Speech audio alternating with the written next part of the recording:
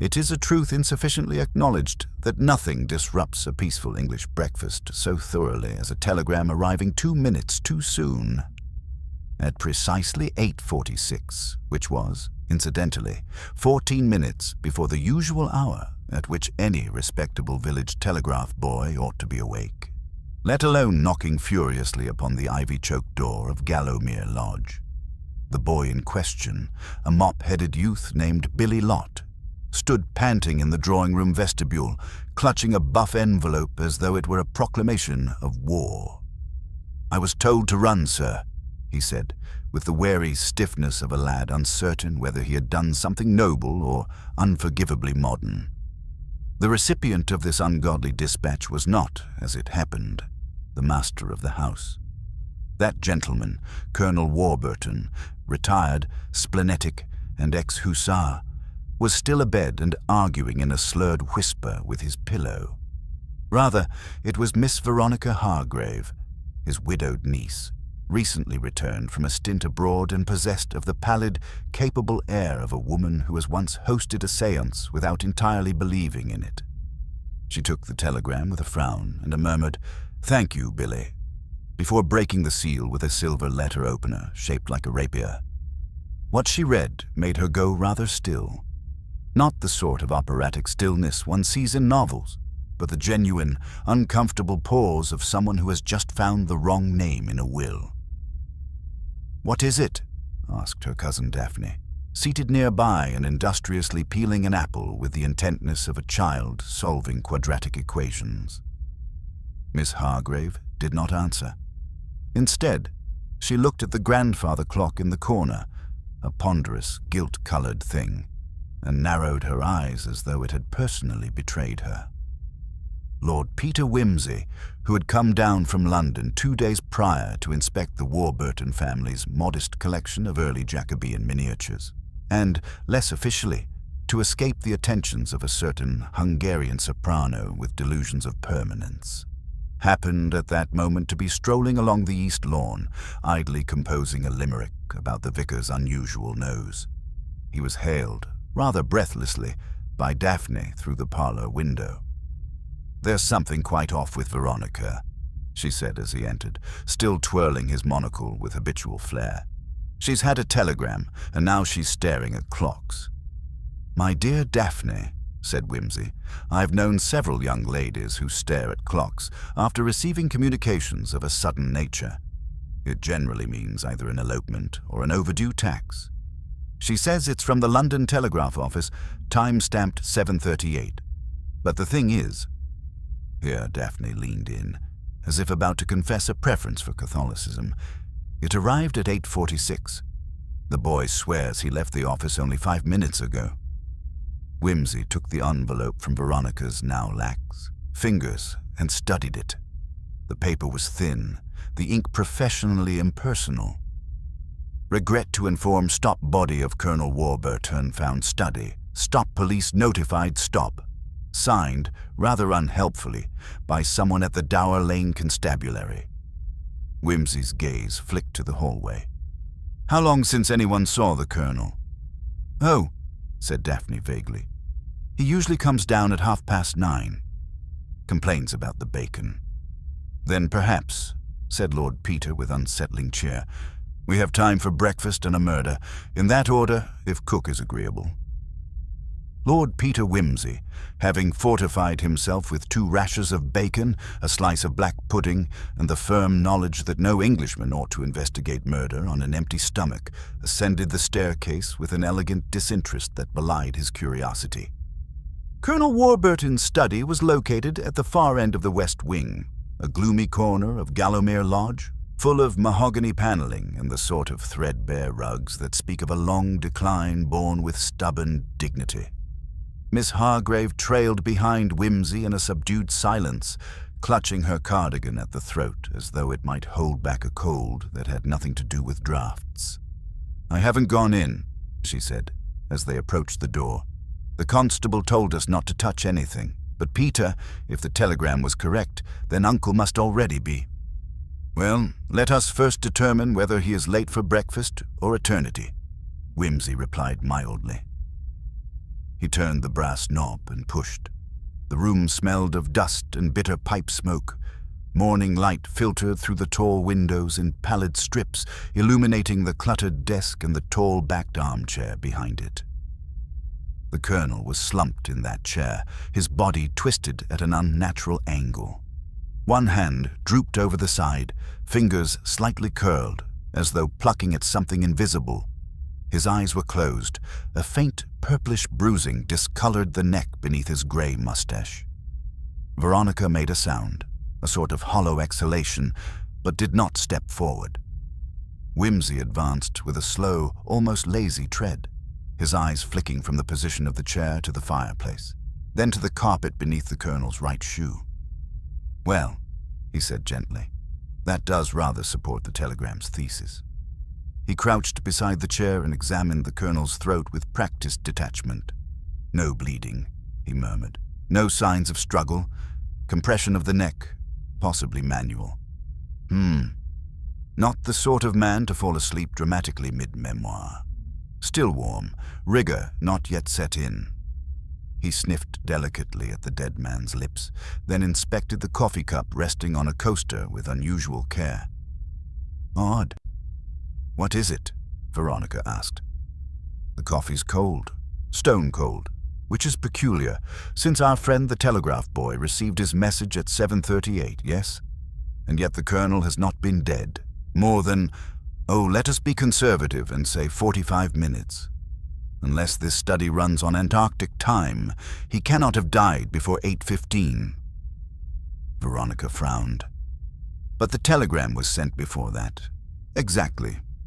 Whimsy straightened up. "A pity. One always hopes the murder will be less punctual than the post." He glanced once more round the room, pausing at the fireplace where a neat pile of ash rested in the grate. A curl of blackened paper remained unconsumed, but too far gone to be legible. He studied the hearthrug, noted the faint indentation of something rectangular that had once rested there and was now absent, and made no comment. Instead, he walked to the bell pull beside the bookshelf and gave it a genteel tug. A minute later, the housekeeper arrived. Mrs. Brangley was a tall, weathered woman with a kind of unwavering stare that suggested she had seen much and judged all of it. She eyed the body without much reaction and curtsied stiffly. "I suppose you'll be wanting tea, my lord." "In time, Mrs. Brangley," said Whimsy. "But at present I should be most grateful for information. When did you last see Colonel Warburton?" She folded her hands. "Last night, my lord. He rang for a brandy around 10. I brought it myself. He was here. Same place. He said good night. Didn't look unwell. Bit sharp-tempered, but that weren't unusual. And this morning?" "Didn't see him, my lord. I put the coffee outside his study at 8, as I do every morning. It was still there when I came up just now." Whimsy pointed to the cup on the desk. "That one?" Mrs. Brangley hesitated. "No, my lord. That's his second cup. He always took one inside, drank it, then rang for another around 8:30. But he didn't ring today. Do you recall anything unusual yesterday evening? Visitors? Messages?" "There was a telephone call, sir, just before dinner. I took it in the hall. Some man, wouldn't give a name, asked for the colonel. Sounded like he was calling from a long distance. Bit of a buzz on the line. The colonel came out and spoke with him for 5 minutes, then went back in and said he wouldn't be joining the family at dinner. Did you happen to overhear anything of the conversation?" "I'm not in the habit of listening, my lord." "No, but even a well-trained ear sometimes picks up stray notes. Did he raise his voice? Mention names?" Mrs. Brangley hesitated. "Just one, sir. He said Henry at one point. Sounded surprised. Or angry. Couldn't tell which." Whimsy nodded as though that settled something obscure and turned to Miss Hargrave. "Does the name Henry mean anything to you?" Her brow furrowed. "Only cousin Henry, from the Sussex side. But he's been dead these 10 years. Most inconsiderate of him," Whimsy murmured. "Still, we mustn't leap to conclusions. People have a distressing habit of sharing names." A tap sounded at the open door. It was Daphne again, looking faintly scandalized and far too interested. "There's a man outside asking for you, Peter. From the constabulary. Sergeant Follard." "Ah, excellent. The machinery of justice begins to turn. Let us meet our mechanical cog." Sergeant Follard, when introduced in the morning room, proved to be a square-shouldered fellow with small, suspicious eyes and a moustache that implied he had once auditioned for the role of chief inspector in a local amateur dramatics production. He had already taken a cursory glance at the body and was not, it seemed, pleased to find Whimsy nosing about his scene. "Lord Peter, is it? Heard of you. You're the one with all them detective novels written about you." "I deny everything," said Whimsy gravely. "But I confess I find myself entangled in this particular puzzle by sheer geographical accident. One must do something with one's mornings, Sergeant." Follard's expression suggested he would rather Whimsy found a less public hobby. "Telegram came in just after 8, he said. "Said body was found here. But your housekeeper swears no one called anything in. That's the odd bit. No one from the house touched a telephone." "I quite agree," said Whimsy. "The oddness is positively baroque. Perhaps you would permit me to retain the original telegram." Follard hesitated. "It's official property."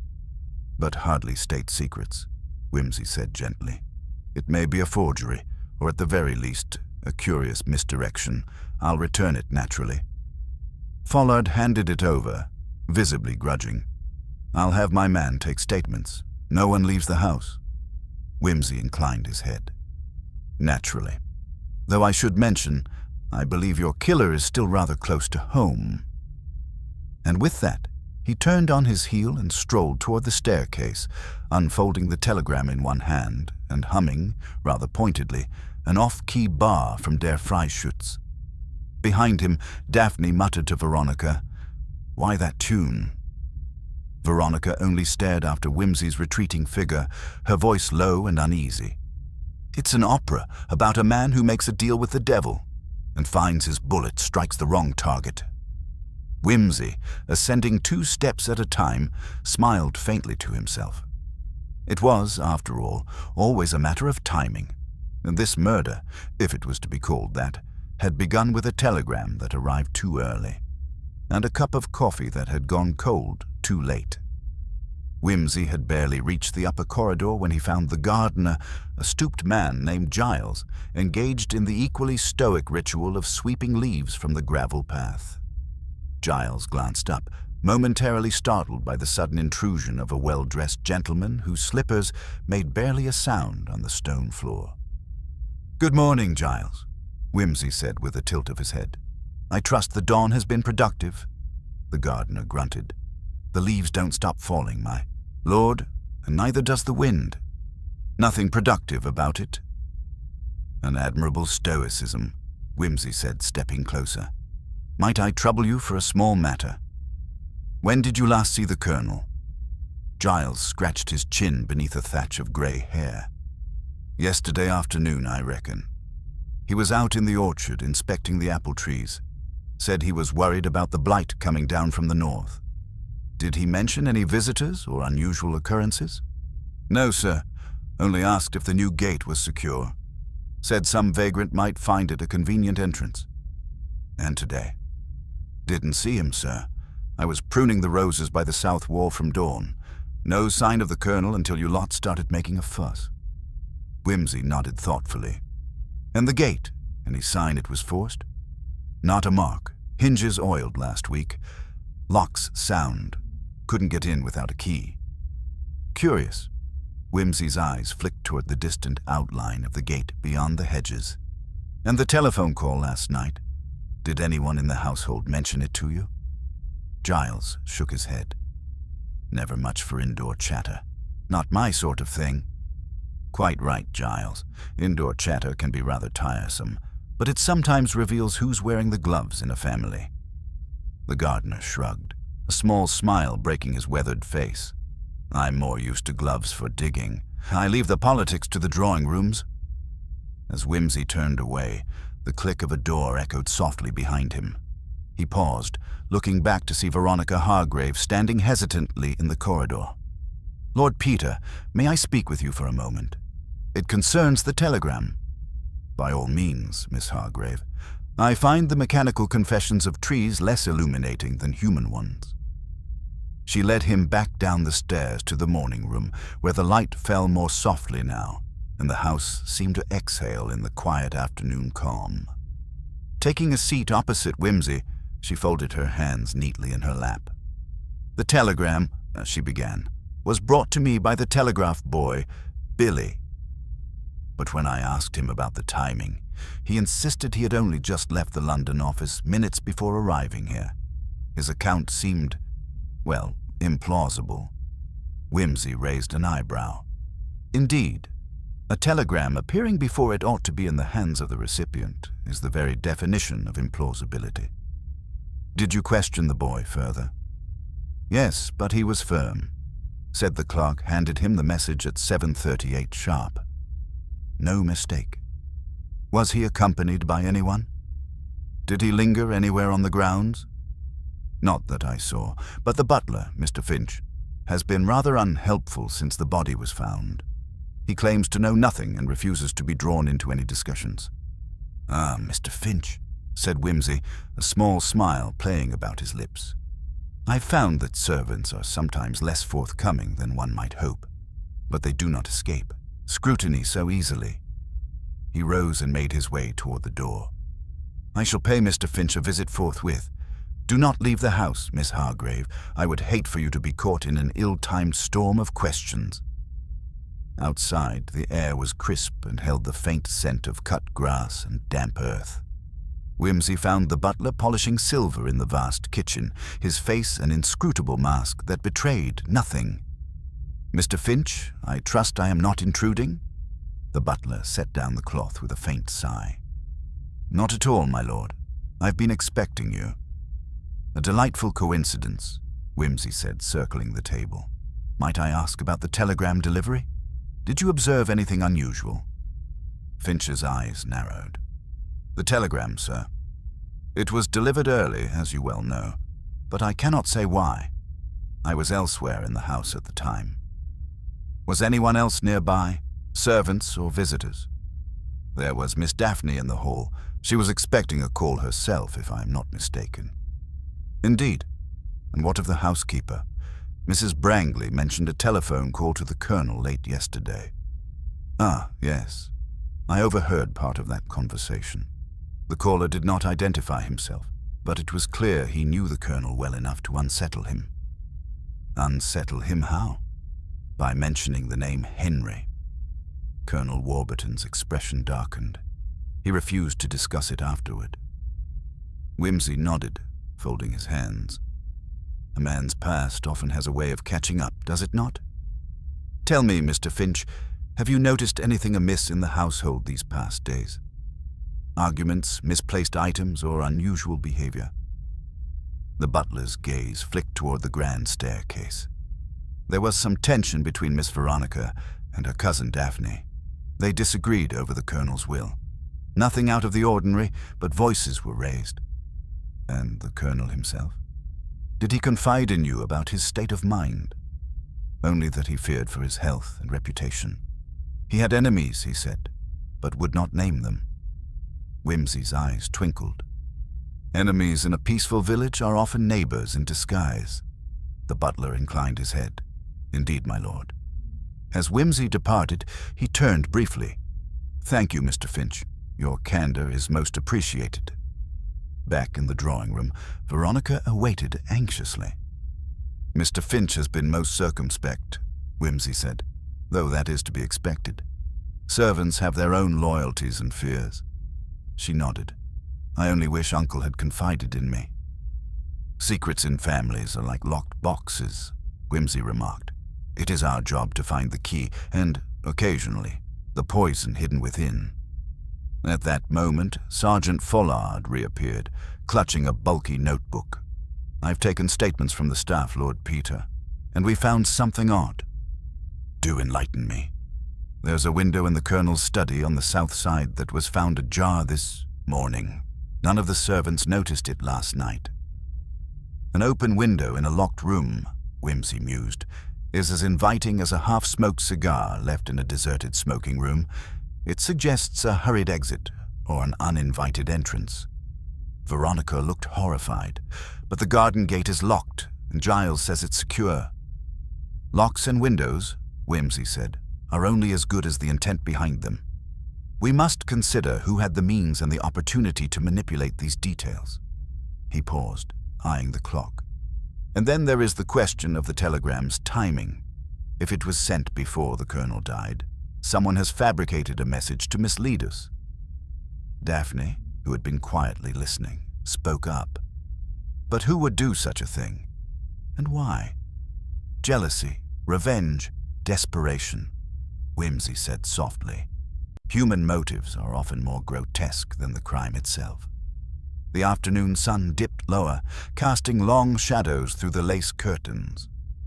Whimsy, standing by the window, tapped the telegram thoughtfully. "This is no ordinary murder," he said at last. "It is a carefully orchestrated drama, a performance with actors and props designed to confuse and deceive. Our task is to unravel the script and find the true author." Veronica's hands trembled slightly. And what if the author is someone we know, someone we trust? Then, Whimsy said with a dry smile, we must remind ourselves that trust is a fragile thing, as delicate as a Jacobean miniature, and just as easily shattered. As the house settled into uneasy quiet, Lord Peter Whimsy prepared to delve deeper into the tangled web of secrets that Gallowmere Lodge held, knowing full well that each answer would only reveal more questions. Whimsy spent the evening in his customary armchair by the drawing-room fire, a volume of Horace unopened in his lap and the telegram resting beside his half-smoked cigar. The house, though quiet, thrummed with an undercurrent of unease, as if Gallowmere Lodge itself resented the disruption of its ordered routine. Outside, the wind whispered insistently among the ancient oaks, a spectral accompaniment to the puzzles within. Miss Hargrave, having accepted the sergeant's assurance that she was safe within the household, had retired early, leaving Daphne to pace restlessly near the window. Sergeant Follard sat opposite Whimsy, scribbling notes with the earnestness of a man eager to impress, but lacking the finesse of subtlety. "Tell me, Sergeant," Whimsy began, flicking ash into the tray, "have you had occasion to examine the Colonel's correspondence, letters, diaries, or any documents that might shed light on the nature of his recent affairs?" Follard frowned. "We found a locked drawer in his desk, my lord. Haven't forced it open yet, pending your direction." "Locked drawers are the dustbins of secrets," Whimsy mused. "Pray, obtain the key post-haste. I would wager it might contain the missing pieces of our conundrum." At that moment, the butler entered, carrying a small, ornately carved wooden box. "My lord, I believe this was the drawer's key. It was found inside the Colonel's inside jacket pocket." Whimsy took the key and examined it thoughtfully. A prudent place for one's most guarded secrets. He rose and led the party back to the study, where the melancholy figure of Colonel Warburton still occupied the armchair, his eternal repose bathed in the flickering lamplight. The drawer yielded a slim, leather-bound journal, its edges worn and the lock surprisingly fragile. Whimsy flipped it open with reverence, his eyes scanning the neat, almost obsessive handwriting.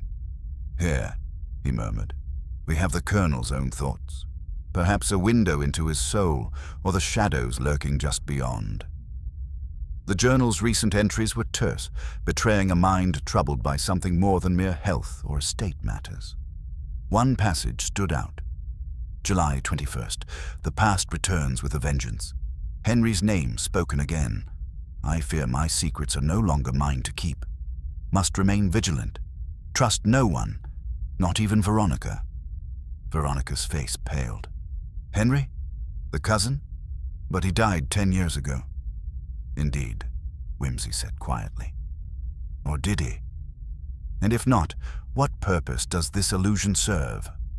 Perhaps a family legend, or a spectre haunting the Colonel's imagination, Daphne suggested, though her voice lacked conviction. Imagination is a splendid thing, Whimsy replied, but murder is decidedly real. And this journal hints that the Colonel's death may be less fortuitous than first presumed. He closed the book and faced the others. We must consider that the telegram's premature arrival was deliberate, a message sent to manipulate, to preempt, to deceive. Who would gain from such a ruse? Veronica asked, her voice trembling. Whimsy lit another cigar, the amber glow illuminating his thoughtful expression. Who indeed? Let us examine the household for motives, means, and opportunity. For murder, like a finely crafted puzzle, reveals itself only when every piece is in its rightful place. Over the next hour, Whimsy conducted interviews with each member of the household under the watchful eye of Sergeant Follard. The gardener, Giles, admitted to occasional resentment toward the Colonel's stern demeanor, but denied any hostility serious enough to provoke violence. Mrs. Brangley, the housekeeper, maintained a rigid discretion, her loyalty unshaken even as subtle cracks appeared in her facade. Daphne's anger at her cousin Veronica for challenging the will seemed a plausible motive, but Whimsy noted her agitation was more grief than guile. Mr. Finch, the butler, revealed no new clues, his silence as impenetrable as the locked drawer. But it was a seemingly trivial observation that caught Whimsy's eye. The clocks throughout the house, it appeared, were not synchronized. The grandfather clock in the hall ran fast by 5 minutes. The study's mantel clock lagged behind by 7. Even the kitchen's wall clock was a minute out of harmony. A subtle discord, Whimsy remarked to Follard, which may be nothing or a deliberate measure to create confusion in timelines and alibis. He pressed further, asking the servants about the household routines. He learned that the Colonel was the only occupant who wore a watch. The others relied on the hall clock for timekeeping, yet the housekeeper admitted that she sometimes adjusted the clocks herself to prevent them from chiming in the night, a fact that complicated the time puzzle. An excellent layer of obfuscation, Whimsy mused. Timing, my dear Sergeant, is the very lifeblood of a murder investigation. If the clocks are untrustworthy, so too may be the testimonies tied to them. Later, alone with Veronica, Whimsy took the liberty of examining her personal effects in the drawing room. Among her letters, he found one sealed but unposted, addressed to a solicitor in London. The note inside was brief and enigmatic. The past will not stay buried. I beg your counsel and discretion. Miss Hargrave, Whimsy said softly, may I ask what this concerns? She hesitated, then sighed. It relates to the Colonel's estate. There are complications, disputes that have festered for years, hidden wills, forgotten debts, and family grievances. I hoped to resolve them quietly. A most prudent course, Whimsy said, but quiet is a fragile commodity in a household such as this. As the evening deepened, Whimsy retired briefly to the study to piece together the fragments of the day's revelations. His gaze fell again upon the telegram. If the message was sent prematurely, then who had access to the telegraph office's schedule? Who could have timed the dispatch so precisely as to create an illusion of a murder announced before its occurrence? He recalled the telephone call the night before, the unnamed man who had unnerved the Colonel by mentioning Henry. That name, repeated now thrice in different contexts, suggested a spectre far more tangible than mere legend. Suddenly, the faint echo of footsteps in the corridor brought Whimsy to his feet. It was Miss Hargrave, who entered with a troubled expression. "Peter," she whispered, "I overheard something this afternoon.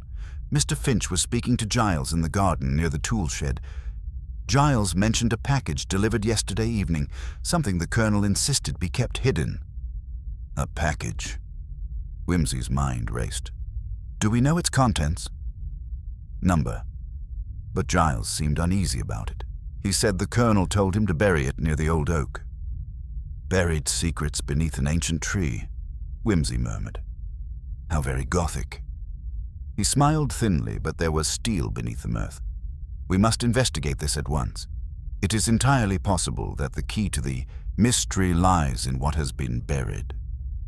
Together, they stepped outside, the moonlight casting long shadows over the grounds. The ancient oak stood sentinel at the edge of the orchard, its gnarled limbs like skeletal fingers against the night sky.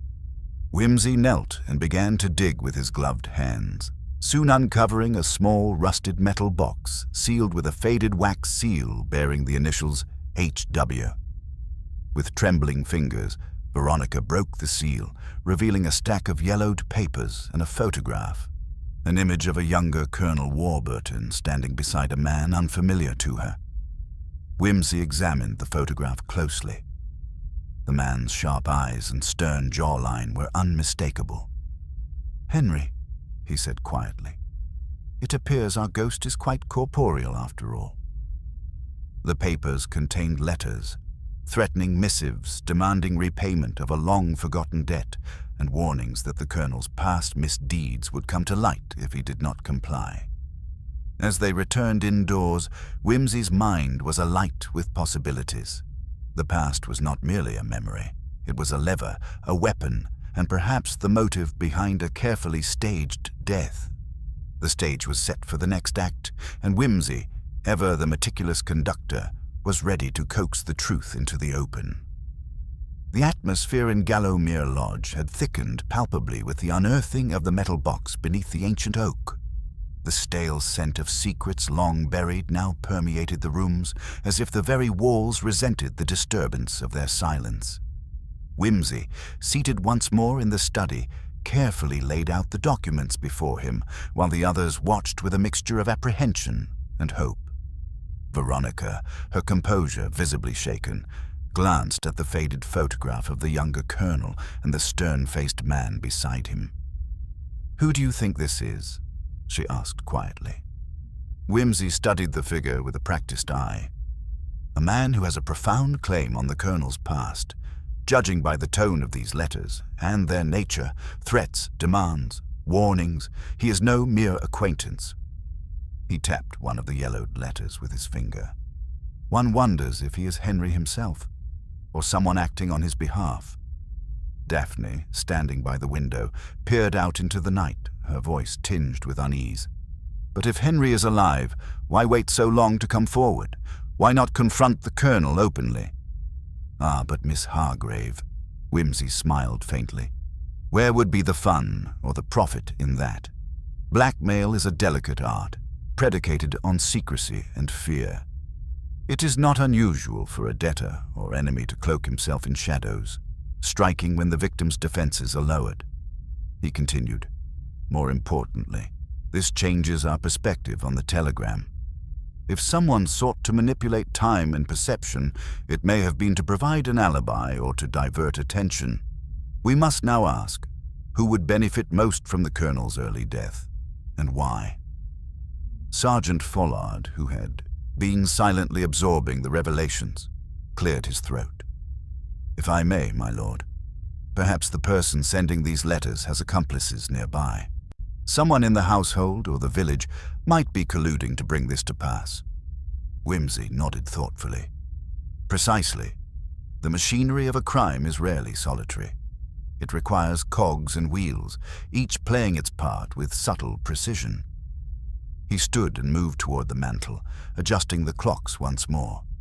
There is still the matter of the discordant timepieces, a subtle but deliberate confusion in temporal markers, enough to make alibis slippery. Follard interjected, "But, my lord, the servants insisted that the clocks were synchronized yesterday morning." "Ah, but do we know that for certain? And what if a clock was adjusted only after the telegram arrived, to muddle the times reported?" Whimsy tapped his chin. "Let us consider the movements within the house on the night of the murder. The telegram arrived at precisely 9:47 p.m., according to the telegraph office's record. The colonel was last seen alive at approximately 9:15 p.m. by Mrs. Brangley, who served him his nightly tea." He looked toward Mrs. Brangley, who sat stiffly in the corner, clutching her handkerchief. "You say you saw the colonel at 9:15? Yes, my lord. He was in his study, reading by the lamplight. I left the room shortly after with his tea tray. Did anyone else enter the study after that time? No, sir. I do not believe so. And yet the telegram suggests the colonel was dead or dying before it even arrived. A curious contradiction. Wimsey's eyes gleamed. Exactly so. This discrepancy indicates that the telegram was designed to confuse.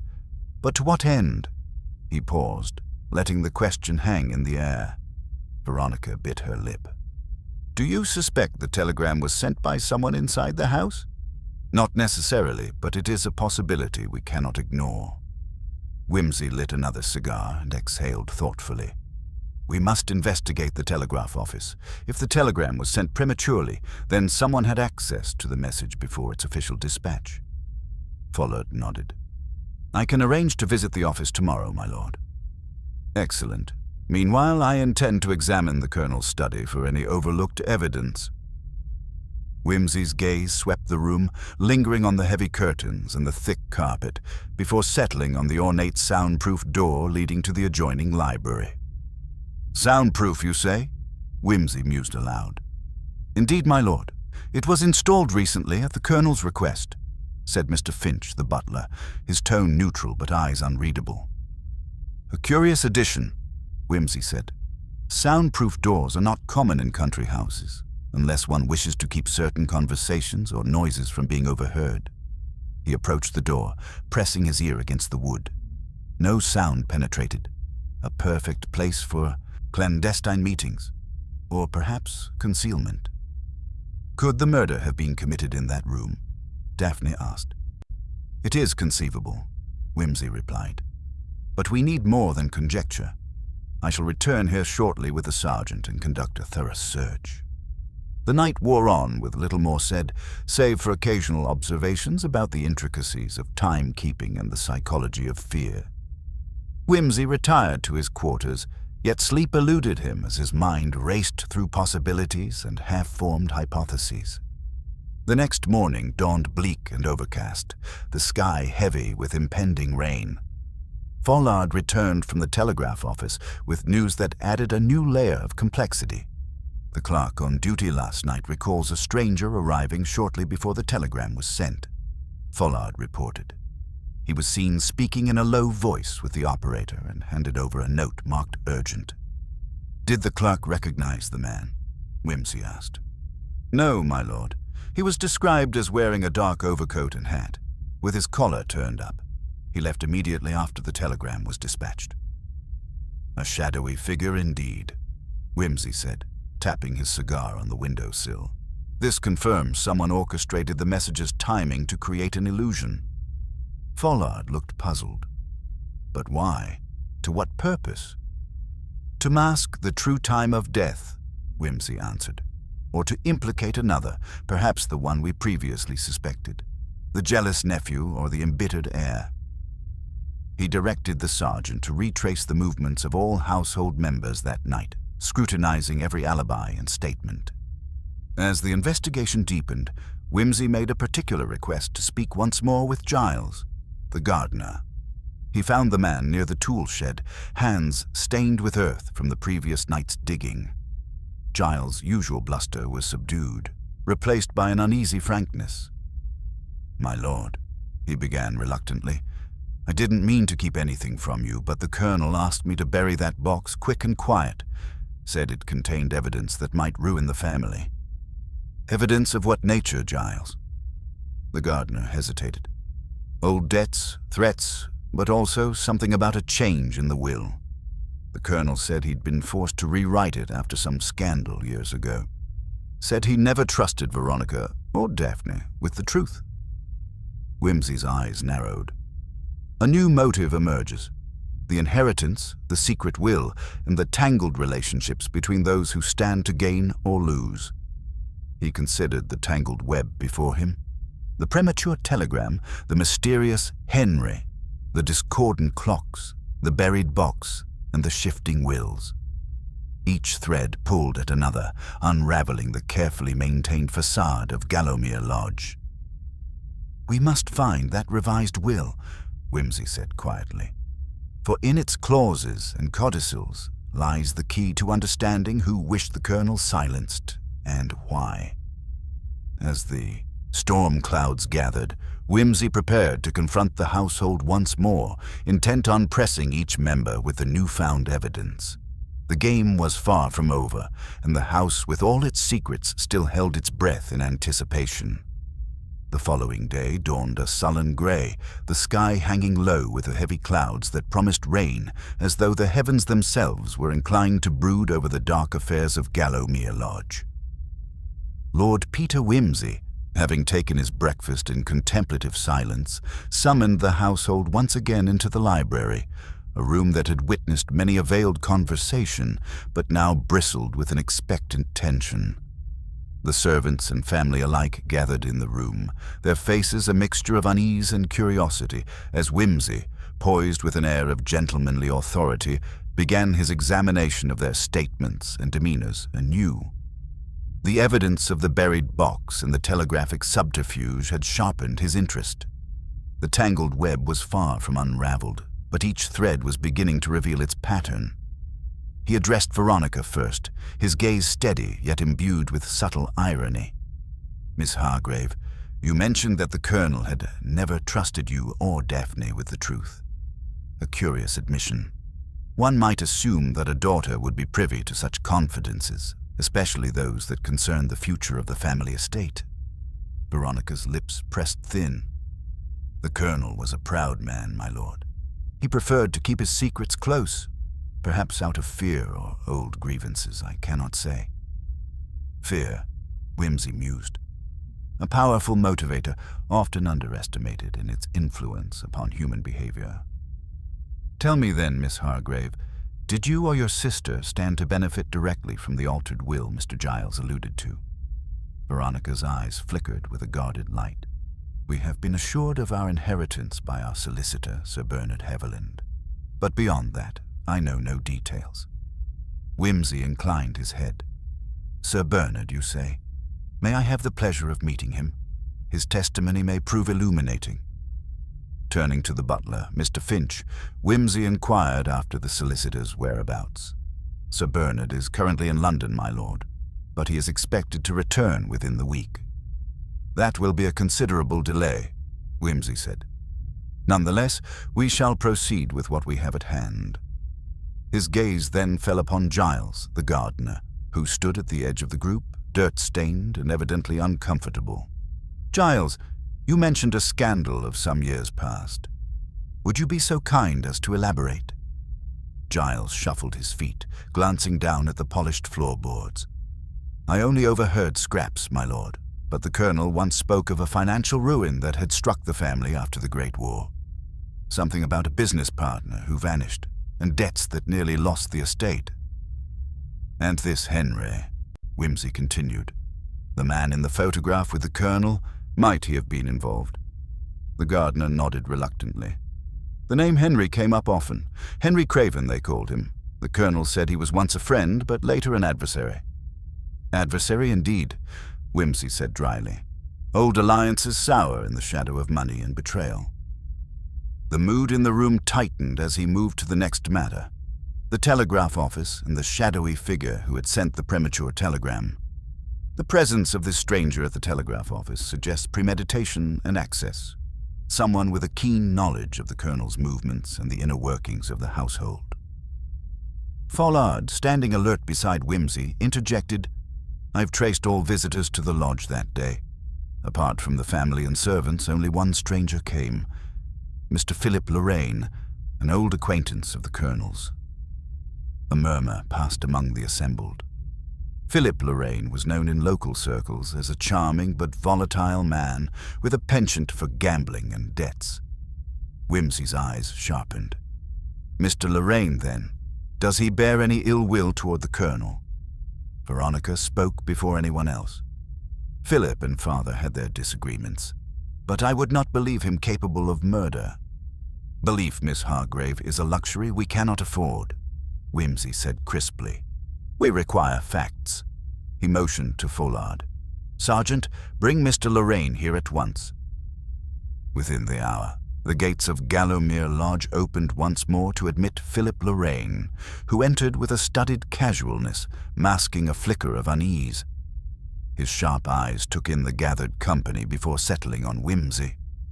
"Lord Peter," he said with a slight bow, "to what do I owe this pleasure?" Whimsy smiled thinly. "Mr. Lorraine, I trust you are aware of the tragedy that has befallen Colonel Hargrave." Lorraine's face darkened. "I am indeed. A terrible blow to the family and to the village. Your movements on the night in question are of particular interest to us," Whimsy continued, folding his hands.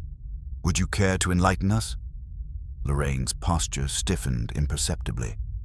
"I was here at Gallowmere briefly, as was my custom to visit. I left before the telegram arrived. And can anyone verify this? Veronica saw me leave, as did Giles in the garden." Whimsy arched an eyebrow. "Curious that the gardener should witness your departure. Tell me, Mr. Giles," he turned, "when exactly did you see Mr. Lorraine?" "Just after 9 p.m., my lord. I was checking the greenhouse door and Mr. Lorraine passed me on the path to the village." "And the telegram was sent at 9:47? "Yes, sir." "An hour's difference then. Plenty of time to commit a deed and flee." Lorraine's face darkened again. "You insinuate I had a hand in the colonel's death?" "Merely exploring all possibilities," Whimsy replied smoothly. "Tell me, Mr. Lorraine, what business took you to the telegraph office that evening?" Lorraine hesitated. "I needed to send a message. Private business. Would you mind sharing its contents?" "Quite so," Lorraine said with a forced smile. "But it was nothing of consequence." Whimsy was not so easily satisfied. "We shall verify your story at the telegraph office, then." Turning to Follard, he said quietly, "Have the clerk prepare a detailed record of all messages sent and received that night. There must be a paper trail." The interrogation of Lorraine had revealed little beyond suspicion, but something in his nervous manner struck Whimsy as inconsistent with innocence. Yet he withheld judgment, preferring to accumulate evidence before drawing conclusions. Later that afternoon, Whimsy and Follard conducted a meticulous search of the colonel's study and the adjoining library.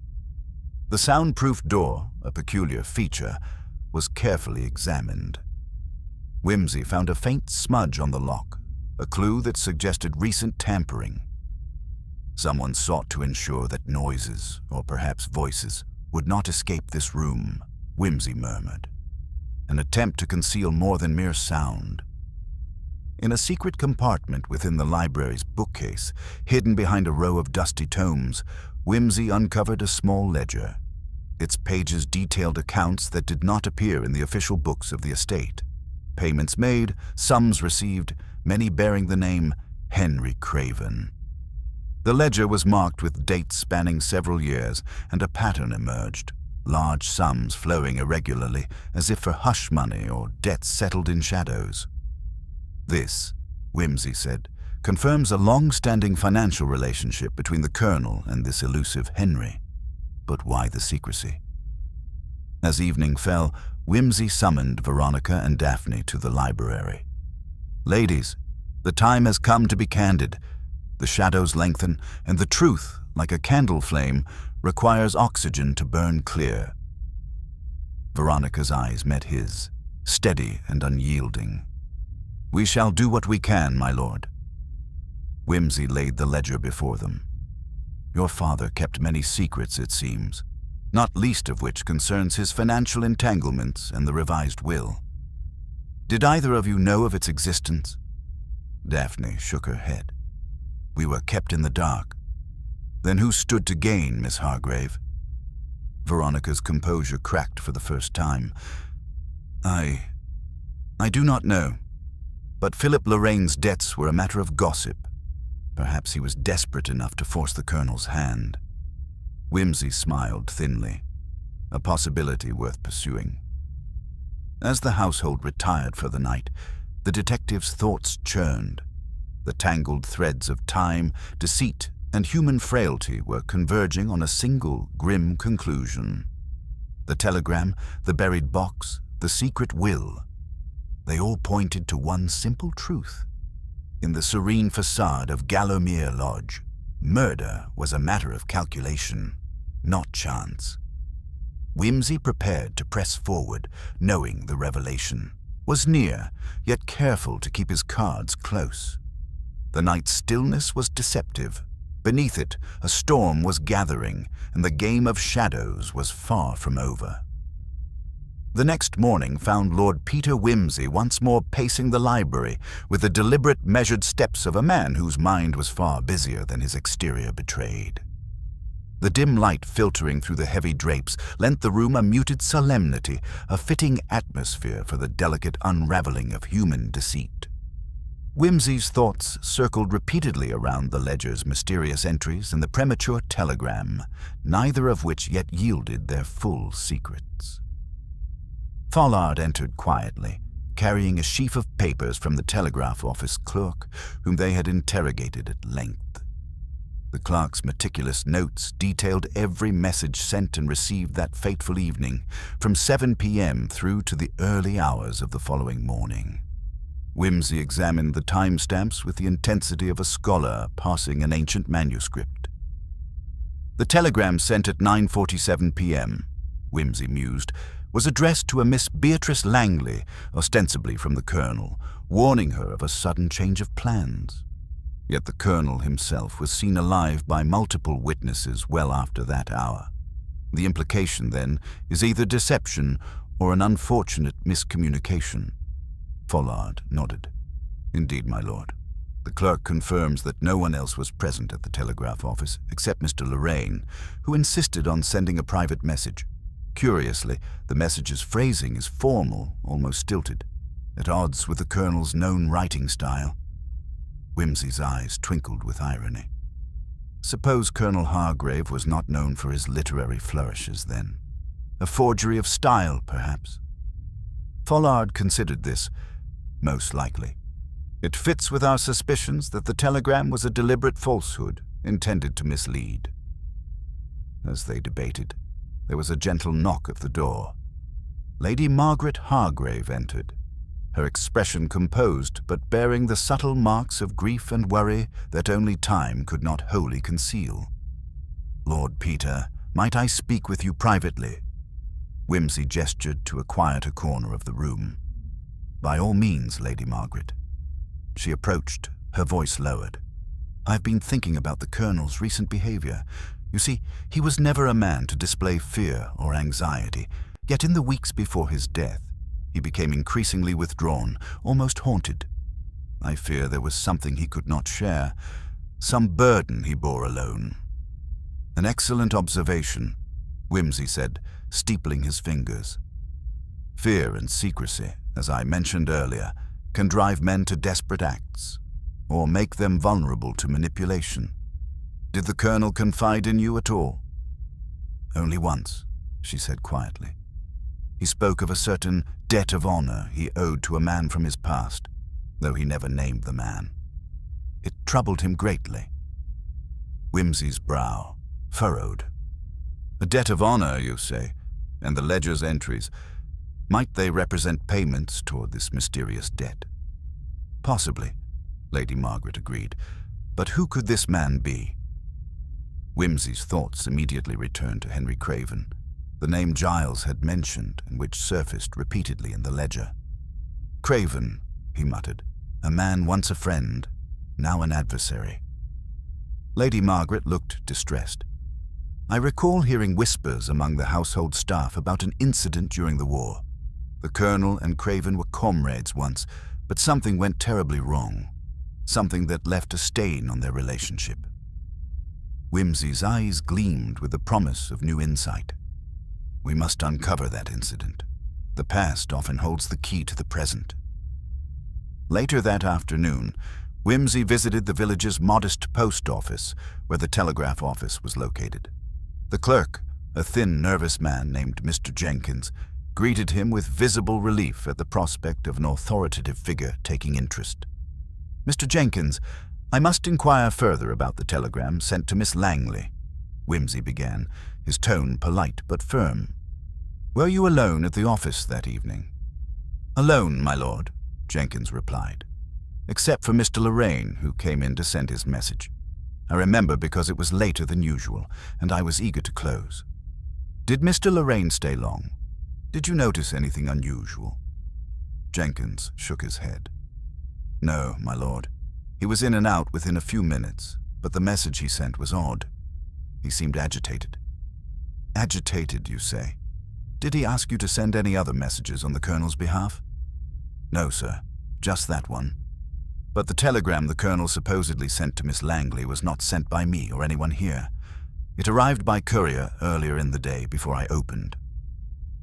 Whimsy's eyebrows lifted. By courier?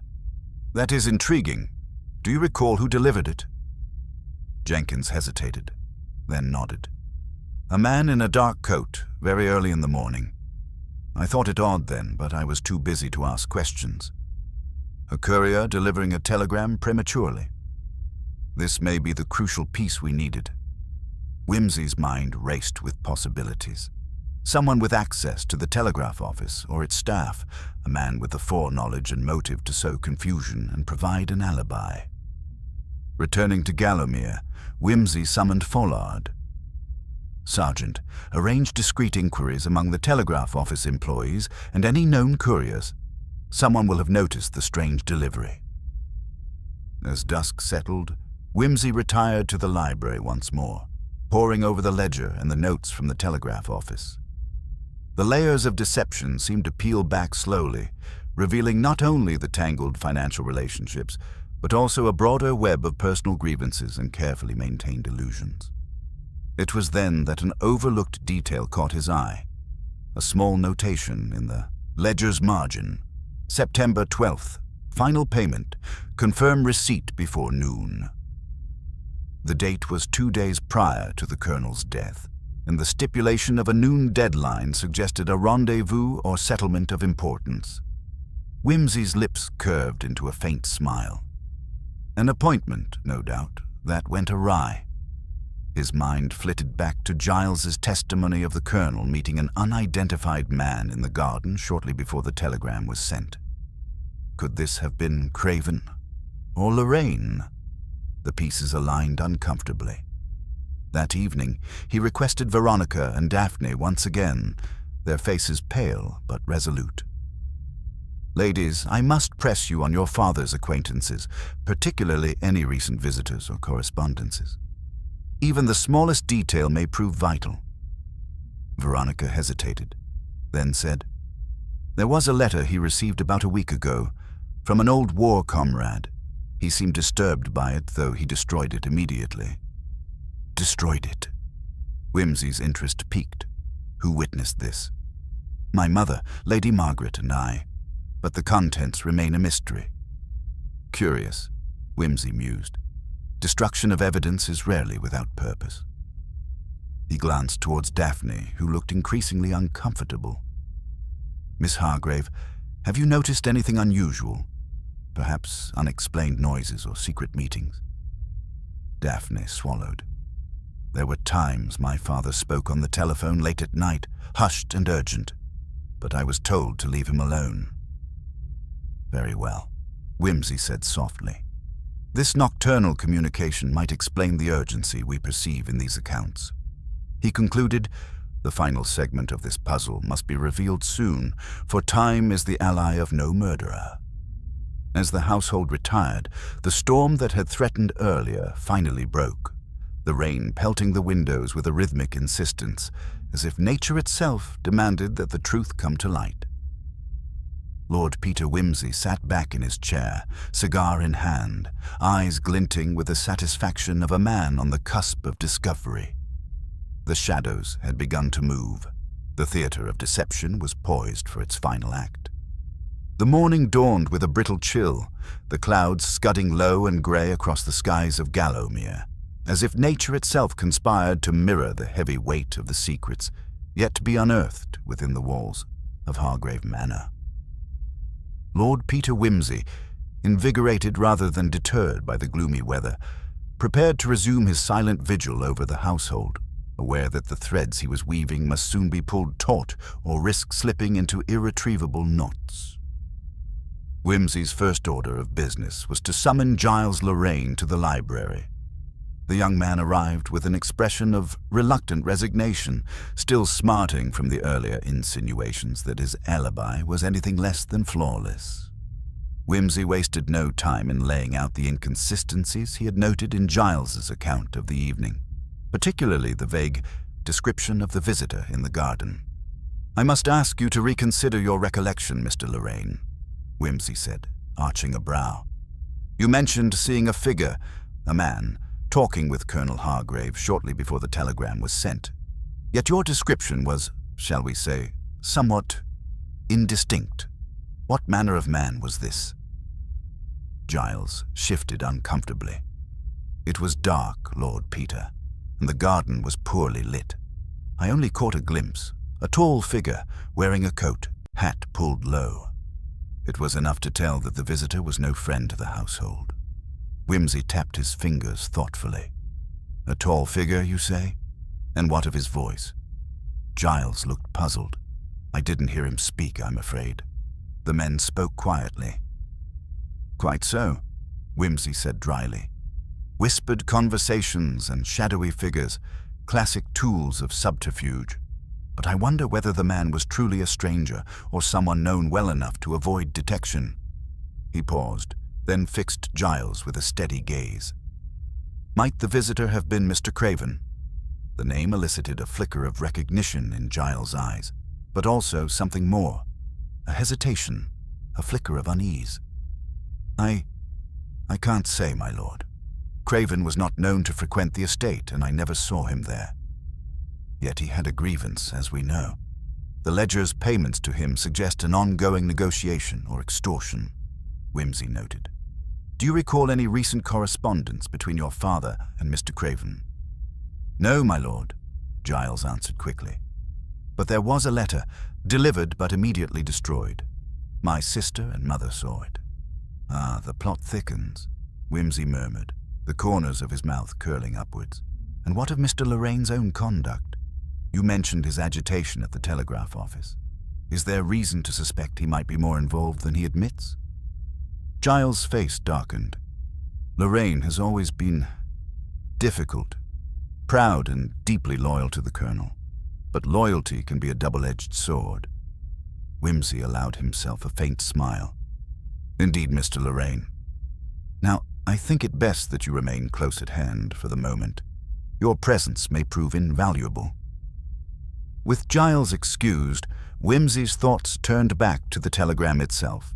The premature delivery, the strange phrasing, and the courier who appeared unregistered, each element hinted at a carefully orchestrated deception. It was time to explore that avenue further. He sent Follard to make discreet inquiries in the village, particularly among those who might have connections to the telegraph office or to local couriers. Meanwhile, he took the opportunity to revisit the site of the telegram's supposed delivery at the manor. The study, with its heavy oak desk and rows of leather-bound volumes, had been the Colonel's sanctum, yet something there seemed out of place. Whimsy's eyes rested on the faded Persian carpet, noting with quiet interest that it bore a faint but irregular stain near the fireplace, an unremarkable blot that might have been overlooked by anyone but a man attuned to details. Moving closer, he saw that the stain was not coffee or ink, but something darker, more viscous. He knelt and inspected it with a magnifying glass, the pale morning light catching the sheen. "Blood," he said softly, yet oddly dried, as if preserved for days rather than fresh. His thoughts returned to Giles' testimony that the Colonel had been attacked in the garden. Could this blood be a trace left inside the house, a silent witness overlooked? If so, the attack had not been entirely external.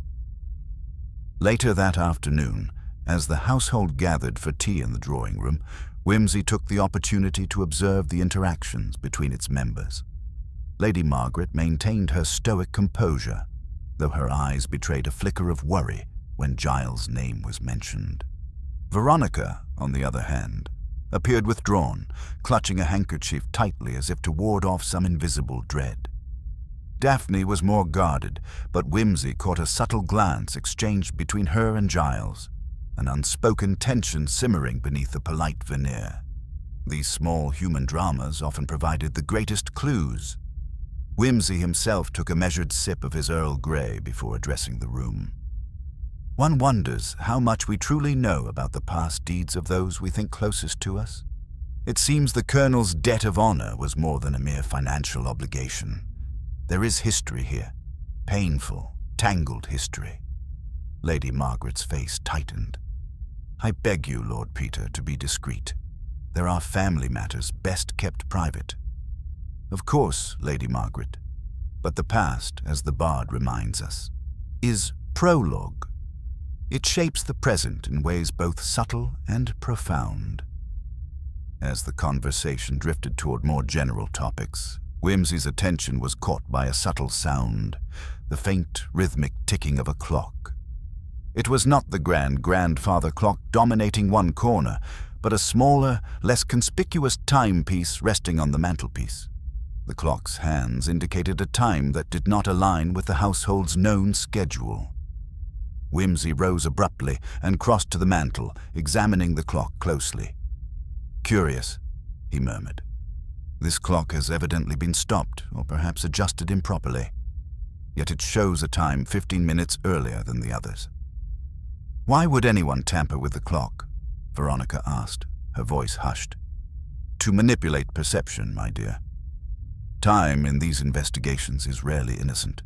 The false telegram, the altered timepiece, both suggest someone sought to create an alibi or mislead the household about the exact timing of certain events." The room fell silent, the weight of that realization pressing down like the thick velvet curtains. Whimsy's gaze swept the faces before him, reading carefully the flickers of guilt, anxiety, and innocence alike. That evening, alone in his study, Whimsy reflected on the day's revelations. The manipulation of time, the hidden debts, the shadowy figures all hinted at a plan meticulously devised, yet fatally flawed in its execution. He resolved to confront the household once more, armed with the threads he had collected, ready to pull them toward their inevitable conclusion. Outside, the storm clouds gathered again, the wind whispering through the ancient oaks like a portent. The stage was set, the players uncertain of their roles. Lord Peter Whimsy, however, knew well that the final act was imminent, and the curtain would soon fall on this tragic and intricate drama. The following morning, the atmosphere at Hargrave Manor retained its usual brittle politeness, yet beneath the surface, currents of unease stirred with increasing vigor. Whimsy had requested the household's assembly in the library at mid-morning, ostensibly to clarify some lingering points about the telegram and Colonel Hargrave's movements. The request was accepted with the obligatory mixture of curiosity and thinly veiled apprehension that so often attends the arrival of a famous detective bearing quiet portent. As the assembled group settled, Lady Margaret with her faintly imperious poise, Giles Lorraine perched nervously near the window, Veronica clasping her hands as if in silent prayer, Daphne careful to conceal her tension behind a mask of polite detachment, and the ever-watchful servants lingering discreetly in the background. Whimsy chose his moment to begin, eyes bright with that blend of sardonic wit and acute intellect for which he was renowned. "Madame," he began, inclining his head to Lady Margaret, "your family has suffered a grievous shock, and I trust you will forgive my insistence on prying so closely into matters most personal. Yet I find it necessary to speak plainly for the sake of justice and clarity." His gaze flickered briefly to each face in turn, gathering the fragile threads of attention. The telegram, delivered some 15 minutes before it ought to have been, has become the linchpin of our inquiries. It is evident, as you all suspect, that the message was forged, or at least manipulated to serve a purpose not immediately obvious. He paused, allowing the weight of this assertion to settle. "Now, Lady Margaret, might you recall if your husband, Colonel Hargrave, received any guests or visitors late on that evening who might have had cause to wish him ill?" Lady Margaret's lips pressed tightly together. Only those I've already mentioned, Lord Peter. There was the solicitor, Mr. Finchley, and the local magistrate, Sir Reginald Perkins. Neither, I assure you, bore any ill will. Ah, yes, the solicitor, Wimsey said thoughtfully. A man with access to your husband's affairs and, one might surmise, intimate knowledge of the ledger and its contents. Mr. Finchley, you say? At that moment, the door opened, discreetly, and the solicitor himself appeared, summoned, no doubt, by Lady Margaret in an attempt to clarify his position. He was a lean man, sharp-eyed and precise, with the air of someone accustomed to delicate negotiations. "Lord Peter Wimsey," Finchley said, inclining his head. "I trust my presence will be of assistance." "Indeed, Mr. Finchley. I must ask you about the ledger, your knowledge of it, its recent entries, and particularly any correspondence or transactions that might explain the Colonel's unease in his final hours." Finchley adjusted his pince-nez and replied, "The ledger is a matter of strict confidentiality, naturally, but I can confirm that there were entries relating to a substantial sum owed to one Mr. Craven. The circumstances are complicated. Colonel Hargrave had sought to conceal this debt for reasons known only to himself." Wimsey nodded, steepling his fingers. "Concealment often breeds suspicion. Tell me, Mr. Finchley, were you aware of any efforts to negotiate or to intimidate Mr. Craven into silence?" Finchley's face darkened slightly. "I was asked to intervene, yes, but my attempts were rebuffed. Mr. Craven is a man of some obstinacy." Wimsey's smile was faint, almost sardonic. A man of obstinacy can be dangerous when combined with desperation.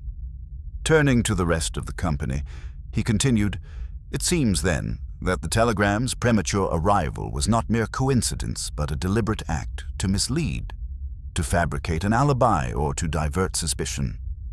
Veronica, her voice trembling, ventured, "But who among us would benefit most from such deception?" "Ah, that is the question," Wimsey replied smoothly, "and one I intend to answer." He moved then to recount the timeline he had pieced together, the evening's activities, the moments of arrival and departure, the courier's strange behavior, and the suspicious stopping of the mantel clock at precisely the wrong time. Each detail was deliberate, a cog in a well-oiled machine of deceit. "In particular," Wimsey said, fixing Giles Lorraine with a piercing look, "I find myself pondering the actions of those who would stand to gain not merely from Colonel Hargrave's demise, but from the concealment of his financial entanglements." The young man's composure cracked for an instant, a fleeting shadow crossing his features. I do not understand, Lord Peter." "No, I think you do," Wimsey said softly. "Or at least, you suspect that the truth is more tangled than a straightforward quarrel." He then addressed the servants gathered near the door. "I must ask you all, did anyone notice anything unusual about the household routine on that night? Any deviations from the usual patterns of light, sound, or movement?" A murmur rippled through the group before the housekeeper, Mrs. Pembroke, spoke in her clipped voice. "Only that the drawing-room curtains were drawn earlier than usual, and the kitchen fires were banked sooner. It struck me as odd." "Curtains drawn early," Wimsey mused. "An effort to darken the house prematurely, perhaps to conceal the passage of a visitor or to hide movement within." He then directed his attention back to Giles. "Your earlier mention of a figure in the garden remains critical. Did you have reason to believe it was not Mr. Craven, but someone else? Someone with intimate access, perhaps, who might have sought to exploit the confusion?" Giles swallowed hard. "There was a shadow I did not recognize, but it could have been anyone, my lord." "Or no one at all," Wimsey added. "A ruse, a distraction." At this juncture, a sudden knock came at the door, and the butler entered, bearing a small, unassuming parcel. Wimsey took it and examined the seal, a broken wax emblem that bore the faint impression of a crest, one he did not immediately recognize. "An anonymous delivery," Wimsey said, raising his eyebrows. "How fitting for a mystery that thrives on secrets." Breaking the seal with the precision of a man accustomed to delicate matters, He withdrew the contents, a folded sheet of thin, slightly yellowed paper. The writing was cramped but hurried, and the message cryptic. The truth lies beneath the rose. A silence followed, heavy and expectant.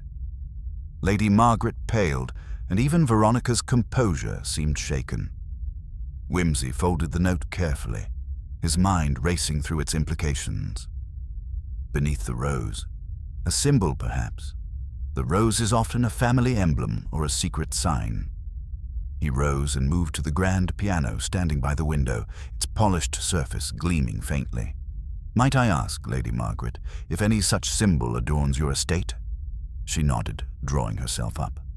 The rose is indeed the Hargrave family crest, appearing in the stained glass of the main hall and in the garden's center.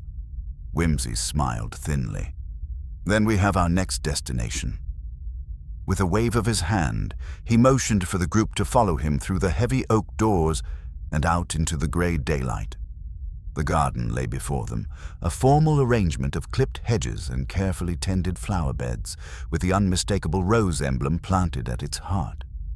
Wimsey approached the central bed and crouched, inspecting the earth. Freshly disturbed soil, though the gardeners swear no work has been done recently. He retrieved a small trowel from his coat pocket and gently turned the soil, revealing beneath a small wooden box, partially buried and damp with earth. With care, he extracted it and opened the lid. Inside lay several letters, stained with time and water, bound together with a faded red ribbon. The handwriting was unmistakable. Colonel Hargrave's. Reading aloud a passage, Wimsey's voice dropped to a grave whisper. "To those who seek the truth, beware the cost. The past cannot be buried forever." He looked up sharply. It appears, then, that the colonel anticipated danger and sought to preserve evidence in secret. The assembled faces reflected a mixture of shock and dawning comprehension. The game, Wimsey realized, was nearing its end. The clues had coalesced into a picture of betrayal, deceit, and concealed motives. Yet the final revelation, the mechanism by which the murderer had orchestrated the telegram's deception and attempted to conceal their crime, remained tantalizingly out of reach. As they returned inside, Wimsey's mind turned to the final pieces of the puzzle: the telegraph office's records, the movements of the courier, and the mysterious manipulation of time itself.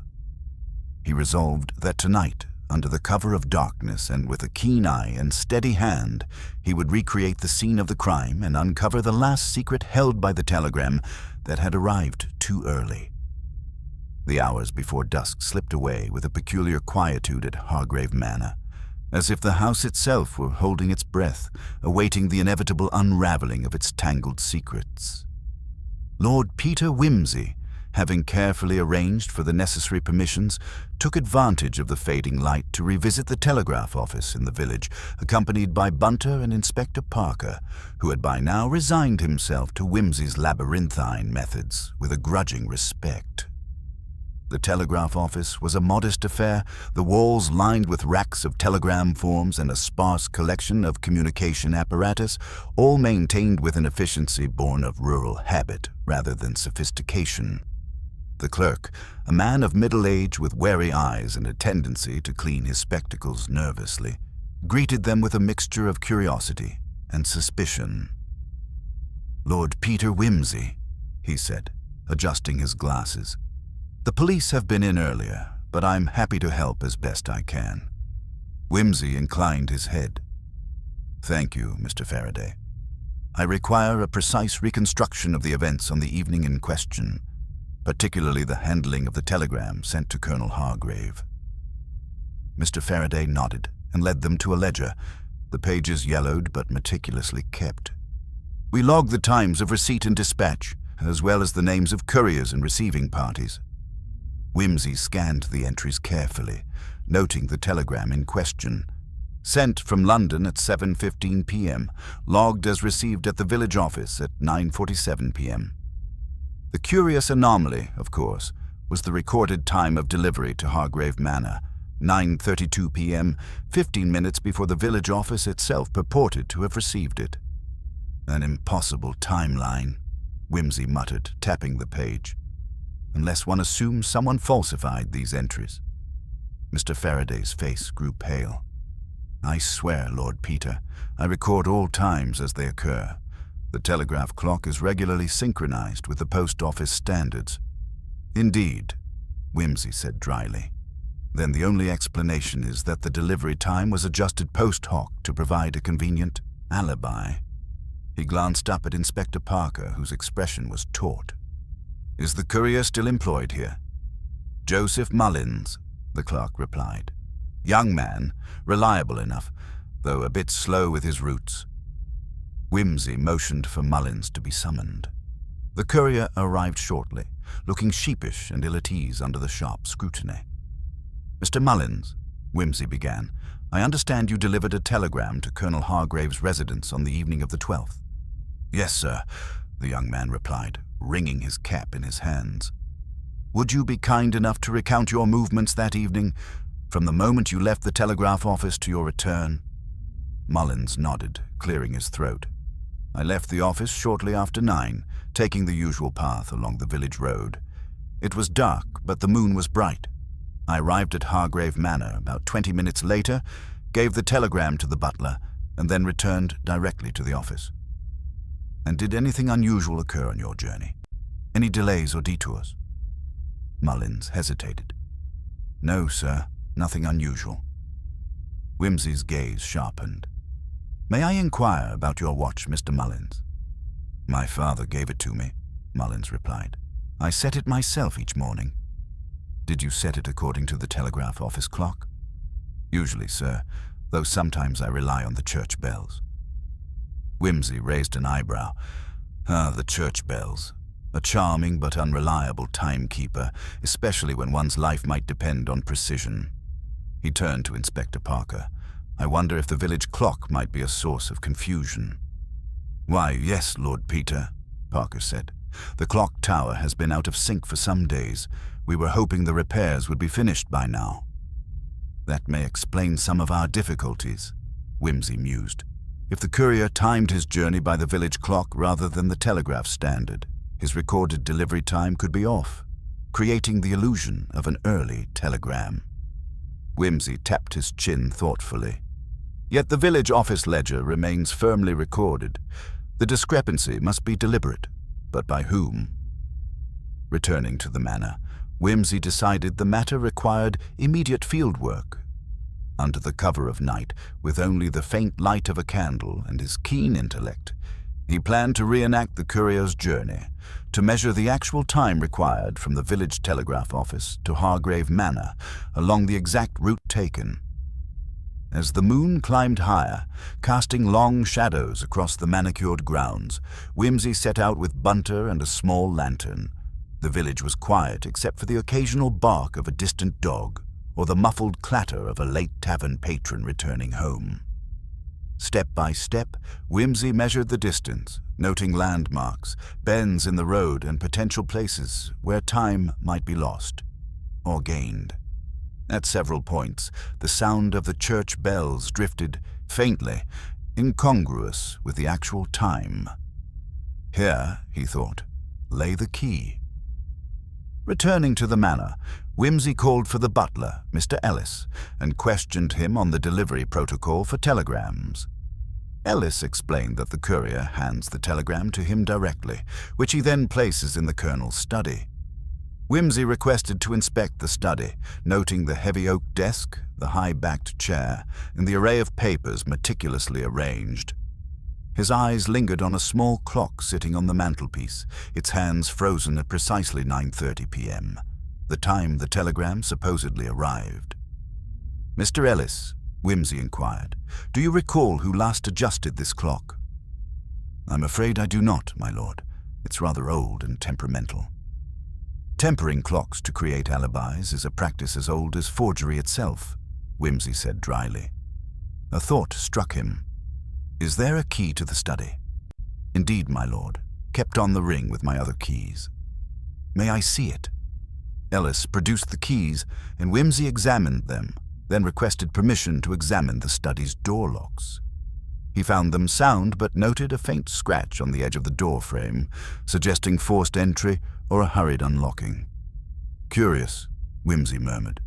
"If the telegram was delivered at 9:32 but the clock stopped at 9:30, someone may have been manipulating time to mislead." Later that night, as the household retired, Whimsy sat in the dim study, surrounded by the collected letters and telegrams, piecing together the puzzle. The interplay between the clocks, the stopped mantel clock, the out-of-sync village clock, and the courier's own unreliable timepiece, formed the skeleton of a cunning deception.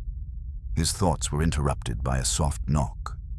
Lady Margaret entered, her face pale but resolute. "Lord Peter, I must confess, I fear I have been less than forthcoming. There is one thing I did not mention."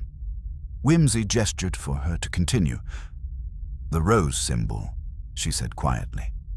"My husband was obsessed with an old family secret, something about a hidden compartment in the garden's sundial, shaped like a rose. He believed it held documents that would ruin our family's reputation if discovered." Whimsy's eyes lit. A hidden compartment beneath the sundial. That might explain the urgency behind the telegram and the lengths to which someone would go to conceal certain truth. Together, they stepped outside to the garden once more, where the sundial stood like a sentinel. Whimsy ran his fingers along its base, feeling for any irregularities. After a moment, he found a small catch concealed beneath a carved petal. With a gentle click, the sundial's base shifted, revealing a narrow cavity. Inside lay a bundle of aged papers, letters, deeds, and photographs that painted a portrait of deception reaching back decades, involving forged wills and illegitimate claims to the Hargrave estate. Returning to the study, Whimsy examined documents with growing understanding.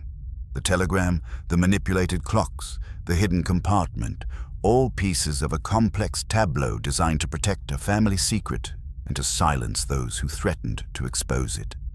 He looked up at Lady Margaret. "Your husband was trapped not only by his debts, but by the weight of his family's past.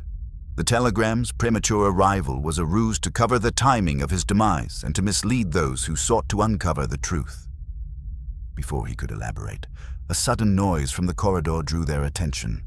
They hurried to find Giles Lorraine, pale and trembling, clutching a crumpled note. "It's from Veronica," he gasped.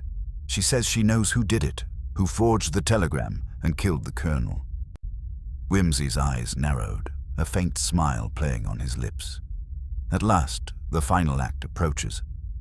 Let us see what shadows remain to be brought into the light. The drawing room at Hargrave Manor was thick with tension as the household gathered. Lady Margaret's composed but anxious face, Giles Lorraine's pallid countenance, the vigilant Inspector Parker, and the quietly observant Bunter, who, as ever, maintained an air of discreet readiness. Lord Peter Whimsy stood by the hearth, a faint smile touching his lips, his demeanor as unruffled as the still flames before him.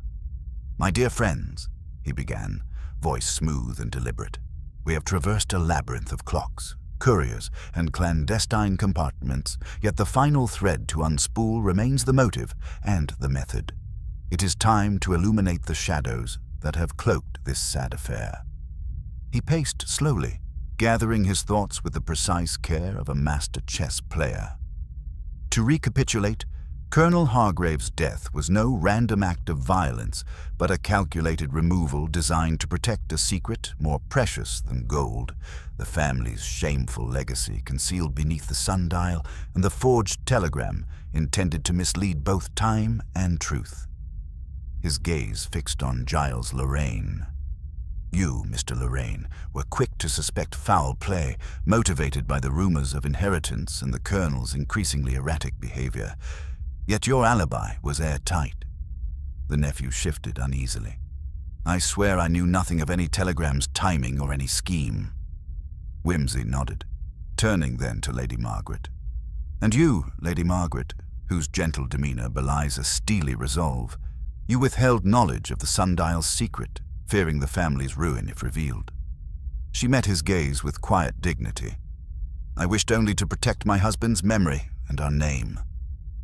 "Understandable," Whimsy agreed. "But it was neither of you who altered time itself. The key lies with one whose role is to serve, yet whose ambition runs deeper than mere duty." He turned sharply to Mr. Ellis, the butler, who paled beneath his measured exterior. "Mr. Ellis, you had both the opportunity and the means to manipulate clocks, to falsify telegram times, and to obscure the true moment of the Colonel's death." Ellis's facade cracked.